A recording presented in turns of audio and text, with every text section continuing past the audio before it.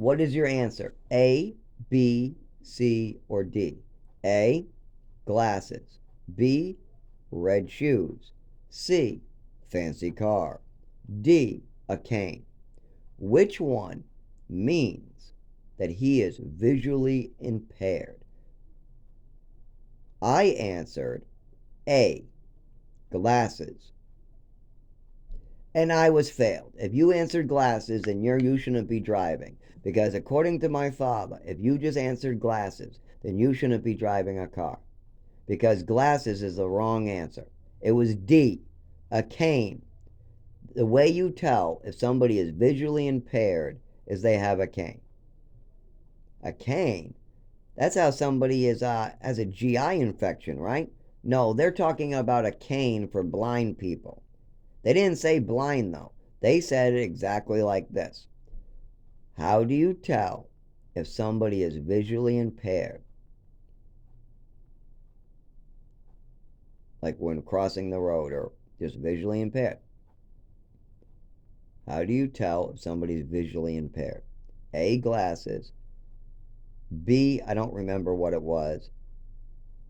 C, I don't remember what it was. But D was a cane.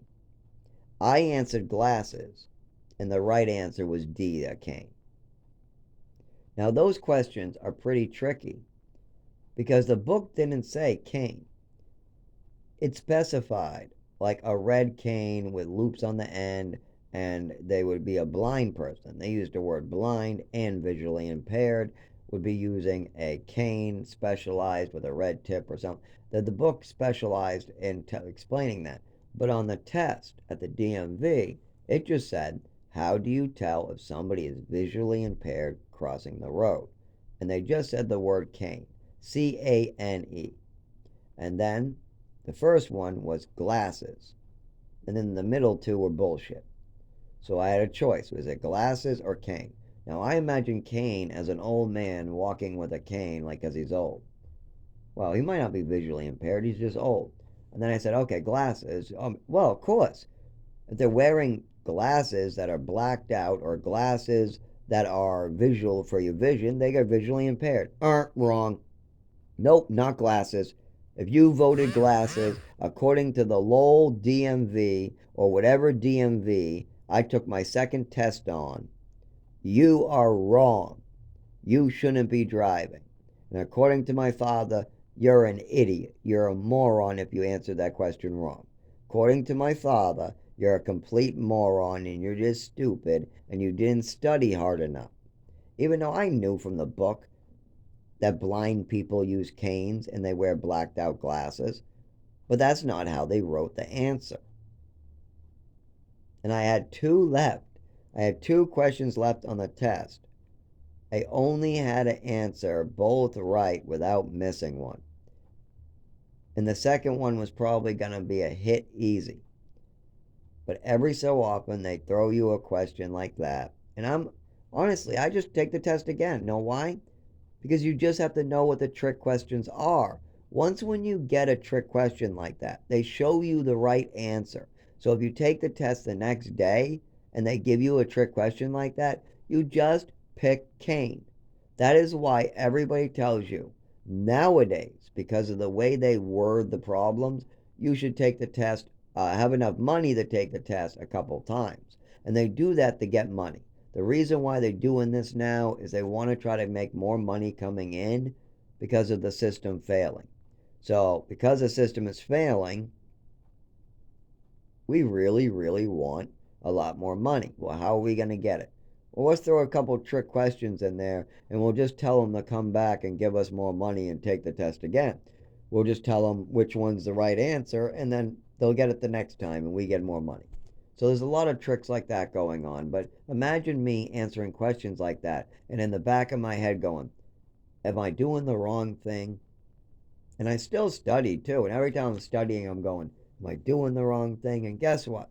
Years later, at about the age of 20, 22, I realized, yes, I am doing the wrong thing. Okay, I got my answer. Yes, me driving is somehow illegal or bad. But why? By the time I was 25, I knew why. I have a neurological disorder that causes seizures, and I've never moved my body correctly in the last 25 years. I have memories of when this changed. It's an overdose. I have, oh, shit.